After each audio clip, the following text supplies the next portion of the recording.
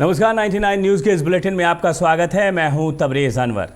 चेन्नई में फंसी 36 प्रवासी महिला कामगारों को आज एलएपी एक्सप्रेस से सुरक्षित धनबाद लाया गया। सभी महिलाएं झारखंड के दुमका जिले की रहने वाली है। रोजगार के लिए सभी तमिलनाडु गई हुई थी। सभी सिलाई का काम करती थी। लॉकडाउन में रोजगार बंद होने से सभी के समक्ष भुखमरी की स्थिति उत्पन्न हो गई थी। रोजगार खत्म हो जाने से सभी अपने घर लौटने की कोशिश में थे, पर चेन्नई से झारखंड आने में हो रही परेशानियों के कारण महीनों से वहां फंसी थी। सामाजिक संस्था शुभ संदेश फाउंडेशन को जैसे ही महिला कामगारों के चेन्नई में फंसे होने की जानकारी मिली, फाउंडेशन की टीम ने उन्हें सकुशल घर पहुंचाने का कवायद शुरू कर दी।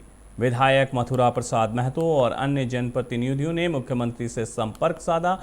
मुख्यमंत्री ने इस मामले में त्वरित कदम उठाते हुए रेलवे से वार्ता कर इस दिशा में सार्थक पहल की। कहाँ की रहने वाली है? दुमका का। अभी कहाँ से आ रही हैं आप? वहाँ क्या काम करती थी? सिलाई सीखते थे। क्या दिक्कत हो रही थी वहाँ पे? काम बंद हो गया था। क्या कुछ परेशानी क्या हो रहा था वहाँ? परेशानी कुछ नहीं, बस काम नहीं। काम बंद हो गया था। सभी लोग रोजगार के लिए गए हुए थे साउथ में। वहाँ लॉकडाउन में फंस गए। जब हम लोगों को जानकारी हुआ तो हम लोगों ने संज्ञान में लेकर वहाँ से इन लोगों को ट्रेन द्वारा लाया गया और स्पेशल माननीय मुख्यमंत्री हेमंत सोरेन जी को भी संज्ञान में दिए। राज्य सरकार ने पहल किया और इनको आज एलएपी एक्सप्रेस से यहाँ धनबाद लाया गया। अब इन्हें बस द्वारा इनका जिला दुमका पहुँचाया जाएगा। तो इसके लिए हम माननीय मुख्यमंत्री का आभार प्रकट करते हैं। कोरोना जैसे समय में भी इन्होंने प्रवासी मजदूर हो चाहे हमारे राज्य के मजदूर हो, जिस समय संज्ञान में लेते हैं हम लोग आशा करते हैं कि किसी भी तरह का समस्या आएगा तो उसके निदान के लिए माननीय मुख्यमंत्री को। झरिया के यूथ कॉन्सेप्ट की पहल पर कतरास मोड़ में बच्चों ने जागरूकता रैली निकालकर लोगों को पर्यावरण संरक्षण का संदेश दिया है। बच्चों ने लोगों से घरों में पौधा लगाने की अपील की है। बच्चों ने राह चलते लोगों और दुकानदारों को पौधे लगाने के फायदे भी बताए। यूथ कॉन्सेप्ट के 1 लाख अहमद ने बताया है कि कल विश्व पर्यावरण दिवस है। इसी को लेकर हमारी संस्था एक मुहिम के तहत लोगों को पेड़ लगाने के लिए प्रेरित कर रही है।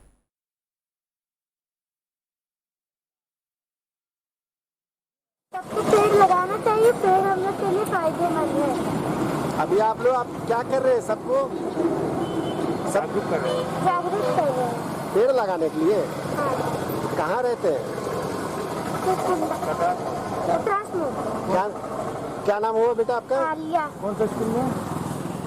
परिचय गार्डन। इंडिया वासियों से आज अपील कर रहे हैं कि पर्यावरण दिवस के दिन जो प्रदूषित शहर है उसका कलंक हम लोग मिटा सके, क्योंकि बीसीसीएल हमारे लिए वरदान है, मगर आउटसोर्सिंग की जो नियम है वो हमारे लिए अभिशाप बन चुकी है, जिसे आज हम लोग प्रदूषण से त्रयमाम है। और ये देखते हुए कि इस समय में कोरोना महामारी के समय ऑक्सीजन की क्या दिक्कत हुई, लोग किस तरह ऑक्सीजन की कमी से मरे, इस कारण से बच्चे अपने पीठ पे ऑक्सीजन गैस में लोगों को अवेयर कर रहे हैं, जागरूक कर रहे हैं, इस कारण से कि लोग को पता चल सके कि पेड़ हमारे लिए क्या महत्व है और झरिया जैसे शहरों में अधिक से अधिक पेड़ लगाए, प्रदूषण से हम लोग जीत सके। इस कारण से हम लोग बीसीसीएल के खिलाफ कल हल्ला बोलेंगे। इसमें कल हम लोग धरना उपवास में बैठेंगे वहाँ पे। तो आपको क्या लगता है छोटे छोटे बच्चे लोग को आप जागरूक करें क्या यहाँ की जनता?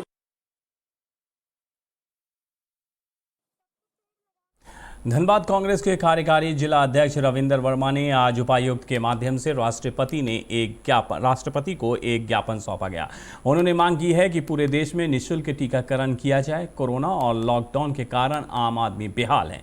इस स्थिति को देखते हुए केंद्र सरकार पूरे देश में निःशुल्क वैक्सीनेशन कराए ताकि लोगों को आसानी से टीका लगवा सके। रविंदर वर्मा ने कहा है कि केंद्र सरकार को वैक्सीन कंपनी 150 में वैक्सीन देती है, वहीं राज्य को 400 में वैक्सीन देती है। इस प्रकार एक देश में एक सामान का 2 दाम नहीं होना चाहिए।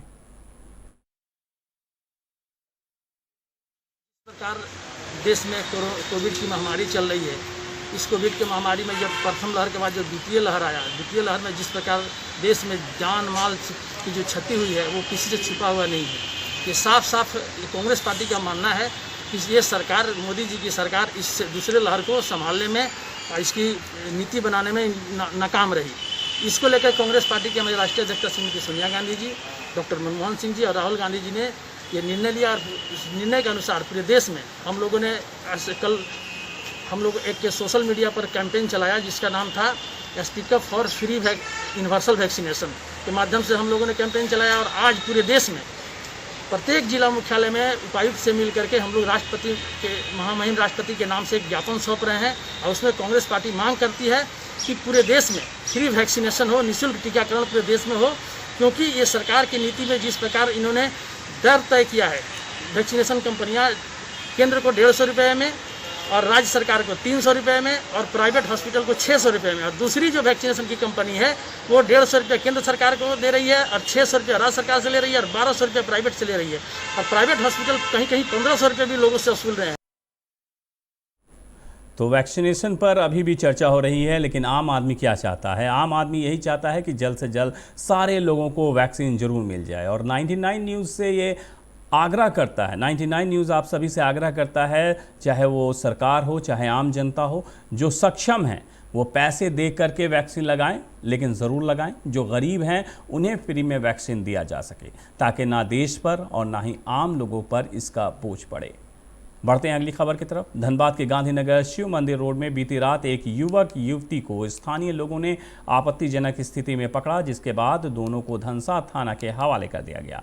धनसा थाना में भी सुबह होते ही हाई वोल्टेज ड्रामा काफ़ी देर तक चलता रहा। अंततः दोनों के परिजन और समाज के लोग मौके पर पहुंचे और दोनों की शादी करवाने का निर्णय लिया गया। पहले तो लड़के के परिजन ने शादी से मना कर दिया, लेकिन काफ़ी दबाव के बाद राजी हुए और मंदिर में विधि विधान के साथ दोनों की शादी करा दी गई।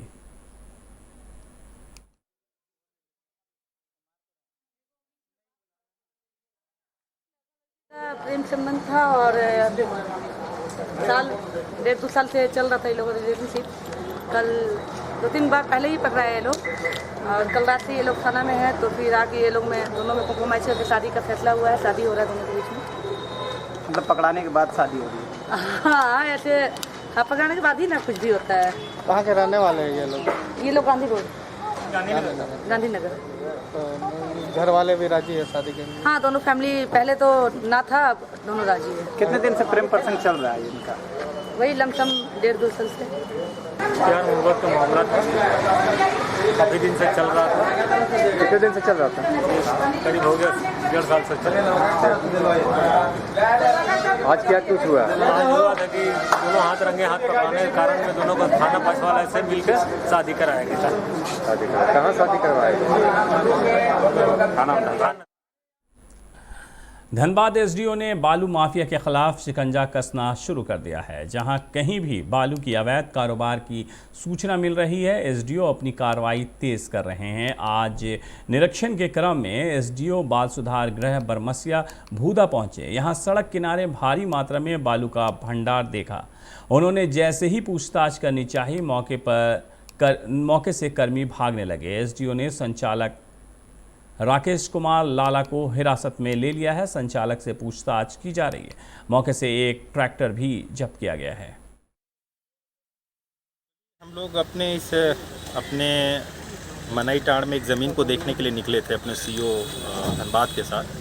लौटने के क्रम में एक जगह देखे काफ़ी बालू, आप देख रहे हैं यहाँ पे काफ़ी बालू का स्टॉक है। काम कर रहे थे, हम लोगों ने इनसे पूछा तो यहाँ के जितने वर्कर्स थे तो सब भाग गए। एक ड्राइवर पड़ा और उसका जो मालिक है वो आया, तो इसके द्वारा कोई कागज़ नहीं दिखाया जा रहा है कि कैसे बालू कहाँ से लाया जाता है, किसको बेचा जाता है, क्या है। इससे साफ प्रतीत हो रहा है कि इन लोगों के द्वारा कहीं ना कहीं नदियों से अवैध बालू लाई जा रही है। और कल हमने सख्त चेतावनी भी दी थी कि अब हमें जो भी नदियों से बालू निकाली जा रही है, जिससे हमारे कई पुल की क्षतिग्रस्त की जा रही है। कल आप देखे होंगे ये हमने अपना वाइट दिया हुआ है, तो उसी मद्देनजर मैं जहाँ भी जा रहा हूँ, अगर इस तरह की घटनाएं मिल रही है, यदि इलीगल कर रहे हैं तो उस पर कार्रवाई होगी। विनोद बिहारी महतो कोयलांचल विश्वविद्यालय के मास कम्युनिकेशन विभाग की ओर से आज सिनेमाटोग्राफी एंड एथलेटिक्स पर एक ऑनलाइन सेमिनार का आयोजन किया गया, जिसकी शुरुआत विश्वविद्यालय के कुलपति डॉक्टर अंजनी कुमार श्रीवास्तव ने किया। उन्होंने सेमिनार में चीफ स्पीकर के तौर पर शामिल हुए देश के प्रसिद्ध सिनेमाटोग्राफर शुभ्रा दत्ता और अंतर्राष्ट्रीय ख्याति प्राप्त फोटोग्राफर और डीजीएमएस के पूर्व डायरेक्टर मुकेश श्रीवास्तव का स्वागत किया। वहीं विनोद बिहारी कोयलांचल यूनिवर्सिटी के मास कम्युनिकेशन के विभाग अध्यक्ष डॉक्टर मंतोष कुमार पांडे ने पूरे कार्यक्रम की अध्यक्षता करते हुए कुलपति और विद्यार्थियों को अतिथियों से परिचय कराया, जिसके बाद मुकेश श्रीवास्तव ने अपने प्रेजेंटेशन के माध्यम से विद्यार्थियों को फोटोग्राफी और सिनेमाटोग्राफी के बारे में विस्तार से जानकारी दी। इस दौरान मुकेश श्रीवास्तव ने देश के विभिन्न हिस्सों में ली गई तस्वीरों का भी प्रेजेंटेशन किया। वहीं सेमिनार में मुख्य स्पीकर के तौर पर शामिल हुए शुभ्रा दत्ता, जो लगे रहो मुन्ना भाई, दिल्ली 6, मुन्ना भाई जैसी कई फिल्मों में काम कर चुकी हैं। उन्होंने भी सिनेमाटोग्राफी के विभिन्न आयामों, lighting, camera, motion, frames, lenses आदि के बारे में जानकारी दी। शुभ्रा दत्ता ने ब्लैक एंड वाइट और कलर फोटोग्राफी में अंतर और उसके महत्व को भी छात्रों को बताया, जिसके बाद कार्यक्रम की अध्यक्षता कर रहे मास कम्युनिकेशन के विभाग अध्यक्ष डॉक्टर मंतोष कुमार पांडे ने शुभ्रा दत्ता और मुकेश श्रीवास्तव को कार्यक्रम में शामिल होने के लिए धन्यवाद दिया। इस सेमिनार के आयोजन में मास कम्युनिकेशन के शिक्षक डॉक्टर विकास चंद्रा, पवन पांडे और प्रद्युमन चौबे की अहम भूमिका रही।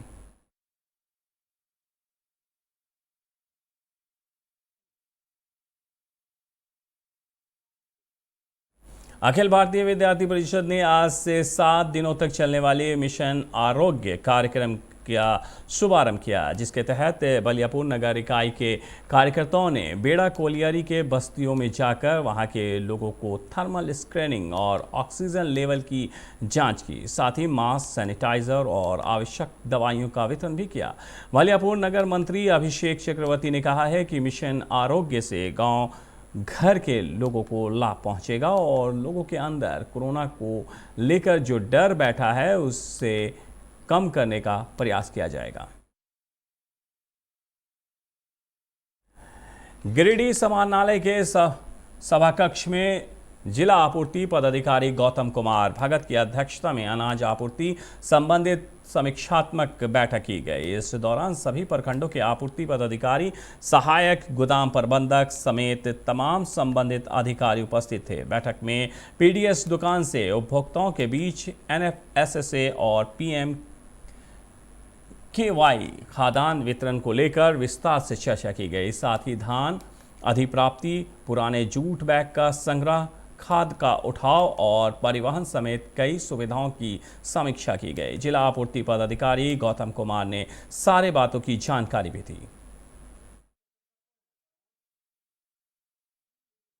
में हम लोग आपूर्ति विभाग का समीक्षा बैठक आयोजित किए थे, जिसमें सभी प्रखंड के प्रखंड आपूर्ति पदाधिकारी एवं सहायक गोदाम प्रबंधक बैठक में उपस्थित थे। आज के बैठक का मुख्य उद्देश्य था कि अनाज का वितरण सही से हो रहा है कि नहीं, सभी जगह पे अनाज पहुंचा है कि नहीं, खासकर भारत सरकार के द्वारा PMGKY एवं NFSA के तहत जो खाद्यान्न मिलता है उसका डिस्ट्रीब्यूशन हमारे डीलर तक पहुंच रहा है कि नहीं, उसकी समीक्षा बैठक आयोजित की गई थी। हमने सभी प्रखंडों से मोंगिया ग्रुप के चेयरमैन डॉक्टर गुणवंत सिंह मोंगिया ने गिरिडीह बिरनी के विरदा गांव स्थित किरण कुमारी के CSC सेंटर में पहुंचकर महिला स्वयं सहायता समूह की महिलाओं के द्वारा बनाए जा रहे सैनिटरी नैपकिन प्रोजेक्ट का अवलोकन किया। इस मौके पर मोंगिया ग्रुप के निदेशक प्रवीण वर्णवाल, मोंगिया ग्रीन के स्टेट हेड अभिषेक सहाय, CSC के डिस्ट्रिक्ट मैनेजर पप्पू कुमार मौजूद रहे।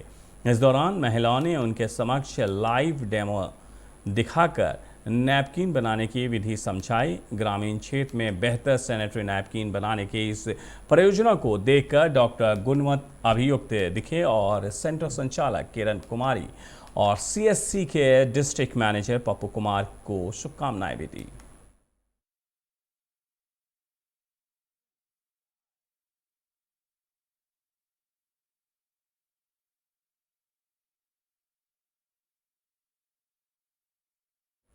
सरायकेला के चांडिल में आज एसडीओ रंजीत लोहरा की अध्यक्षता में आपदा प्रबंधक की एक बैठक हुई। इस दौरान यास चक्रवर्ती तूफान के बाद उत्पन्न स्थिति को देखते हुए चांडिल डैम का जलस्तर 180 मीटर से नीचे रखने की ओर और किसानों का फसल और विस्थापितों का घर न डूबे, इसके लिए चांडिल डैम का 2 रेडियल गेट को 2 दिनों के अंदर खोले जाने की मांग की गई है। मौके पर ईचागढ़ विधायक सविता महतो के अलावे कई सीओ, बीडीओ, थाना प्रभारी और जनप्रतिनिधि मौजूद रहे।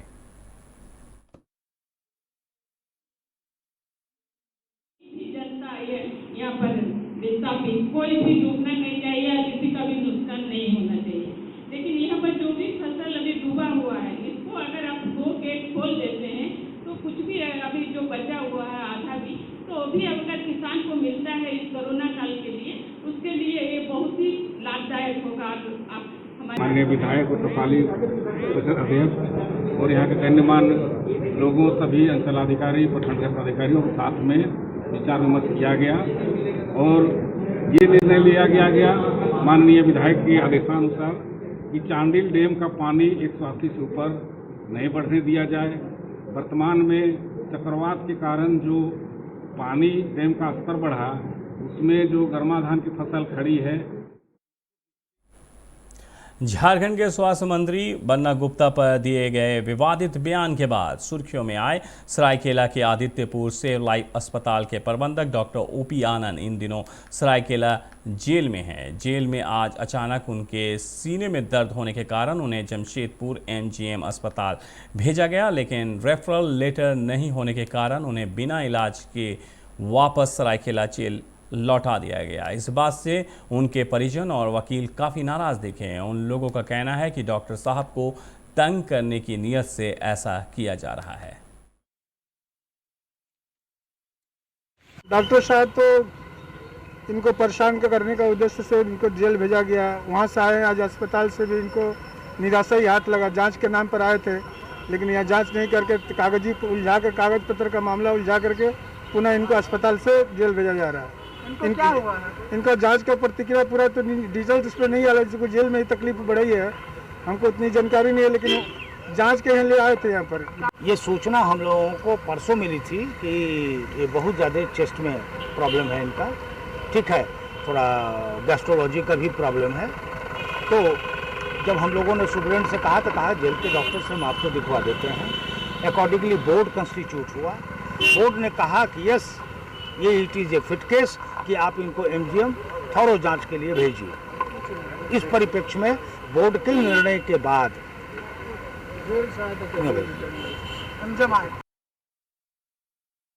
बागमारा में जेएमएम नेता कारू यादव ने प्रेस कॉन्फ्रेंस कर विधायक ढुल्लू महतो पर कई गंभीर आरोप लगाए हैं। दरअसल बीते दिन मोराईडीह कोयला लोडिंग पॉइंट के हवाले से एक मजदूर गुट ने ये आरोप लगाया था कि स्थानीय डीओ धारक कन्हाई चौहान की दादागिरी के कारण यहाँ की लोडिंग पॉइंट पर काम बंद है, जिससे यहाँ के मजदूर भुखमरी की कगार पर हैं। कन्हाई चौहान जेएमएम नेता हैं और राज्य में उनकी सरकार है, इसलिए स्थानीय बीसीसीएल प्रबंधन भी उनके इशारे पर काम कर रही है। इसी के जवाब में आज बागमारा जेएमएम कमेटी के कई नेतागण कन्हाई चौहान के पक्ष में उतरे और विधायक ढुल्लू महतो को कोयला मजदूरों का दुश्मन बताते हुए कहा है कि कोल डंप में अपनी रंगदारी लेने के लिए विधायक ढुल्लू महतो मजदूरों का शोषण करते हैं। इस बात से सारा कोयलांचल अवगत है। स्थानीय प्रशासन भी चाहे तो मामले में उच्च स्तरीय जांच कराकर मामले का निष्पादन कर सकती है। कारण हम लोग जो आज प्रेस वार्ता बुलाए हैं, इसका मुख्य रीजन मोराईडीह और शताब्दी है। वहाँ जो बराबर डीओ धारक लोग को परेशान किया जा रहा है रंगबाजी के नाम पर। हम प्रशासन से मांग करते हैं, आग्रह करते हैं कि सिंडिकेट विरोधी और सिंडिकेट डीओ धारक जो भी है उसको एक जगह बैठाकर हमारे एरिया 1 के जीएम साहब के ऑफिस में या जहाँ भी उनको अच्छा लगे बैठा कर ये सारी बातों को सुलझा करके चालू किया, क्योंकि ये 2 आदमी का झगड़ा में गरीब और मजदूर पिस रहा है। ये लॉकडाउन का जो स्थिति है, इससे सारे लोग भली भांति जान रहे हैं कि रोजगार का समस्या भारी मात्रा में उत्पन्न हुआ है। तो हम मांग करते हैं प्रशासन के कि बैठा करके दोनों पक्ष को सुलझा करके ये कोरियरी चालू किया जाए। आखिर बंद होने का मुख्य कारण क्या लग रहा है? बंद होने का मुख्य कारण रंगबाजी है। 1700 रुपया गाड़ी है, जो कि हम लोग कोई भी कीमत में ढुलू मातों को नहीं देंगे। पहले से ढुलू मातों को खून खाने का आदत लग चुका है। 99 न्यूज़ के इस बुलेटिन में मेरे साथ इतना ही। मुझे दीजिए इजाज़त। अपना बहुत ख्याल रखिएगा। नमस्कार।